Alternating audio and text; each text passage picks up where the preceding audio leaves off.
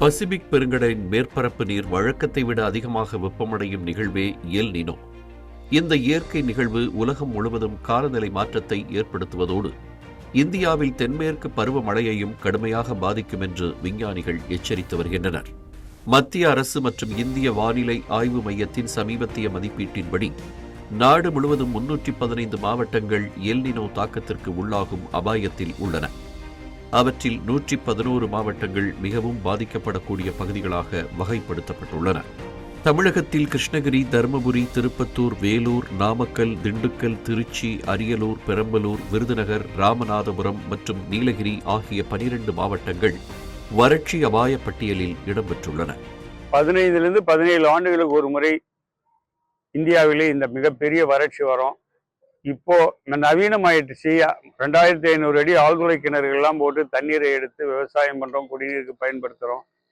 இந்த வறட்சியை தாங்கக்கூடிய சக்தி மக்கள்கிட்ட இருந்தாலும் உணவு உற்பத்தி என்பது வெகுவாக குறையும். விவசாய விளைபொருள் பற்றாக்குறை ஏற்படும். காரணம், ஒவ்வொரு வருடமும் இந்த நேரத்துல குடகுல மழை பெஞ்சு காவிரி ஆற்றுல 1 லட்சம் கன அடி தண்ணீர் போய்கொண்டிருக்க வேண்டும். ஆனால் இப்போது 100 கன அடி தண்ணீர் கூட போக மாட்டேங்குது. அந்த அளவுக்கு மழை இல்லை. மிகப்பெரிய வறட்சி வரும். வறட்சியை தாங்கக்கூடிய சக்தியை ஆண்டவன் மக்களுக்கு கொடுப்பான். அரசு அதை நிவர்த்தி செய்ய வேண்டும். அந்த சூழ்நிலை வரும். மக்கள் 6 மாசத்துக்கு உண்டான உணவை இருப்பு வைத்துக் கொள்ள வேண்டும். தண்ணீரையும் இருப்பு வைத்துக் கொள்ள வேண்டும். அப்போதுதான் பாதுகாப்பாக இருக்க முடியும். கிருஷ்ணகிரி மாவட்டத்தை பொறுத்தவரை ஜூன் முதல் செப்டம்பர் வரை பெய்யும் தென்மேற்கு பருவமழையே விவசாயத்தின் உயிர் நாடி.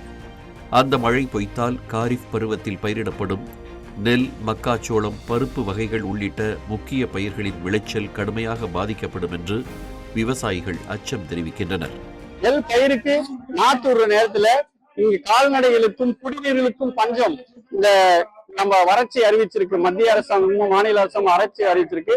அந்த வறட்சி அறிவிச்சிருக்கிற கிட்டத்தட்ட 150 160 மாவட்டத்துல நம்ம கிருஷ்ணகிரி மாவட்டமும் ஒன்று. மல்லி தண்ணி இல்லைன்னா வாடிடும். நிறைய பனி பெஞ்சாலும் சேதமாகி அது வீணா போயிடும். இன்னைக்கு அதெல்லாம் நாங்க பராமரிச்சு காய் வருடக்கரமா பராமரிச்சு இன்னைக்கு அது அறுவடைக்கு வர நேரத்துல தண்ணி இல்லாம காயுது. அந்த விவசாயிகள் பேர் இழப்பை ஏற்படுத்தியிருக்காங்க. விவசாயிகள் பாறைகள் நிறைந்த கிருஷ்ணகிரி மாவட்டத்தில் நிலத்தடி நீர்மட்டம் வேகமாக சரியும் அபாயமும் உள்ளது. இதன் தொடர்ச்சியாக குடிநீர் தட்டுப்பாடு மட்டுமல்லாமல் கால்நடைகளுக்கான பசுந்தீவனம், வைக்கோல் உற்பத்தியும் பாதிக்கப்பட்டு பால் உற்பத்தியும் குறையும் என்று விவசாயிகள் கவலை தெரிவிக்கின்றனர். நமது தமிழகத்தில் 12 மாவட்டங்கள் எல் நினோவால் பாதிக்கப்பட்டுள்ளது. அதில் கிருஷ்ணகிரி, தருமபுரி, திருப்பத்தூர் மாவட்டம் அருகருகே கடுமையாக பாதிக்கப்பட்டுள்ளது. எல் நினோ பாதிப்பு குடிநீருக்கே தண்ணி இல்லாத ஒரு சூழ்நிலை ஆயிடுச்சு. கிட்டத்தட்ட ஊத்தங்கரை பகுதிகளெல்லாம் தண்ணியே இல்லைன்றாங்க, சுத்தமா தண்ணி இல்லைன்றாங்க. இங்கேயாவது பெண்குண்டாபுரம், பாரூர் தாக்கம் கொஞ்சம் இருக்குது. அந்த தாக்கத்தினால குடிநீர் பிரச்சனை இல்லை. அந்த ஊத்தங்கரை போறதுனால குடிநீருக்கே பிரச்சனையா இருக்குது. மக்கள் குடிக்கிற தண்ணிக்கே பிரச்சனையா இருக்குது. ஆடு மாடுக்கு தண்ணி இல்லைன்ற பிரச்சனை அதிகம் ஆயிடுச்சு. பாவம் விவசாயம் என்ன செய்யறது? 1000 வாழை மரம் வச்சுட்டு நான் எப்படி தண்ணி கட்டுறதுன்ற ஒரு விவசாயி கதறாரு. இப்பயே இந்த பருவநிலை மாற்றத்தால் இந்த தென்னை மரத்தில் சுத்தமாக பிஞ்சிய நிற்க மாட்டேங்குது. வெயிலுடைய தாக்கம் அதிகமாக இருக்குது. காற்றில் ஈரப்பதம் சுத்தமாக இல்லை. மே 25நாவே உங்களுக்கு தென்மேற்கு பருவமழை ஸ்டார்ட் ஆயிரும். காற்றில் ஈரப்பதம் இருக்கும். கிளைமேட் நல்லா இருக்கும். வெயில் குறையும். இப்போ பார்த்தீங்கன்னா கத்திரி வெயிலோட வெயில் அதிகமாக இருக்குது. இதனுடைய தாக்கத்தால் தென்னை விவசாயம் மிகப்பெரிய அளவில் பாதிக்கின்ற ஒரு சூழ்நிலை இருக்குது. இதை அரசு கவனத்தில் கொண்டு எங்கள் மாவட்டத்துக்கு சிறப்பாக ஒரு 1000 கோடி ரூபாய் நிதி ஒதுக்கி இந்த மாவட்டத்தில் உள்ள நீர்நிலைகளை மேலாண்மை செய்யணும், நீர்நிலைகளை பாதுகாக்கணும், தூர்வாரணும். ஏன்னா குறைஞ்சபட்சம் அந்த மழையாவது சேமித்து வச்சு விவசாயத்துக்கு பயன்படுத்துகிற வகையில் இந்த மாவட்டத்துக்கு ஒரு சிறப்பு கவனம் செலுத்தி, ஏன்னா எங்கள் மாவட்டத்தில் தென்னை, பூக்கள், மலர் ஏற்றுமதி அப்படின்னு பல்வேறு விஷயங்கள் இருக்குது.